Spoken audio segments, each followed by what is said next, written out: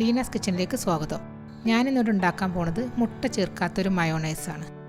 ഇതിന് വേണ്ടിയിട്ട് ഞാനൊരു ചെറിയ ഉരുളക്കിഴങ്ങ് പുഴുങ്ങിയെടുത്തിട്ടുണ്ട്. ഉരുളക്കിഴങ്ങ് കൂടി പോവരുത്.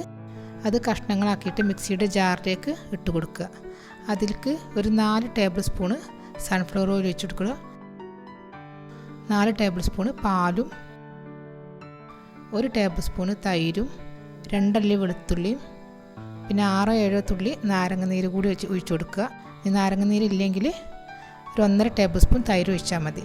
പാകത്തിന് ഉപ്പും കൂടി ഇട്ട് കൊടുത്തിട്ട് എല്ലാം കൂടി ചേർത്തൊന്ന് ഒരു 1.5 മിനിറ്റ് മിക്സിയിൽ നിന്ന് അടിച്ചെടുക്കുക. ഇത് നിർത്തി അടിച്ചെടുക്കണം. പാകത്തിന് ലൂസൊക്കെ ആയിട്ടുള്ള ഒരു നല്ല മയോണൈസാണ് നമ്മളിവിടെ ഉണ്ടാക്കിയെടുത്തിട്ടുള്ളത്.